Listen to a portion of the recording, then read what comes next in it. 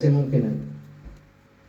اس نے کہا کہ اپنے نبی کو طاہر بیتی، میرے گھر کو طاہر کروں. اچھا، جب اس نے کہا گھر کہ میرا گھر ہے، تو آپ بھی گئے ہیں، اللہ بار بار لے گئے. وہاں جا کے دیکھا، پتہ کیا، تاریخ سے پوچھا کہ بھئی جس کا گھر ہے وہ کبھی یہاں آیا تھا یا نہیں آیا تھا. کہا کہ اگر آ جائے تو اللہ نہیں رہے گا،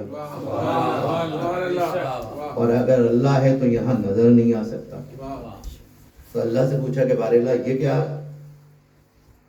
تو نے بندوں کو سمجھانے کی کوشش. کہا میں صرف یہ سمجھا رہا ہوں کہ پورا دین صرف ایک لفظ کے اوپر قائم ہے، اس کا نام ہے نسبت.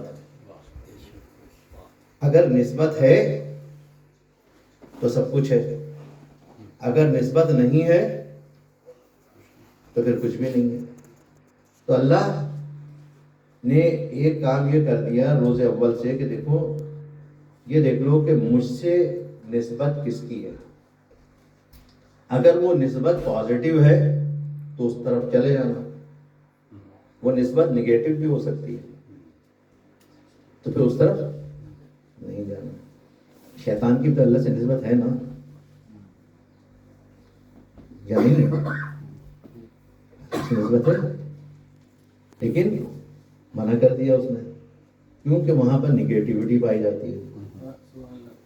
اور اگر آپ تھوڑا سا وہ لوگ جو کہ قرآن فہمی کا ذوق رکھتے ہیں، ان کے لیے یہ جملہ ان کو لطف آئے گا اس بات میں کہ صاحب اتنی بحث ہوتی ہے کہ صراط مستقیم صراط مستقیم کون بتائے گا. اچھا، قرآن سے جا کے پوچھ لیجئے. قرآن نے ایک جملہ کوٹ کیا ہے حضرت شیطان کا کہ میں تیری صراط مستقیم پر بیٹھوں گا. اب اگر پتہ کرنا ہے تو کس سے پتہ چلے گا؟ یہی بتائیں گے. جس راستے سے وہ روکیں سمجھ لیجیے وہی سیدھا راستہ ہے.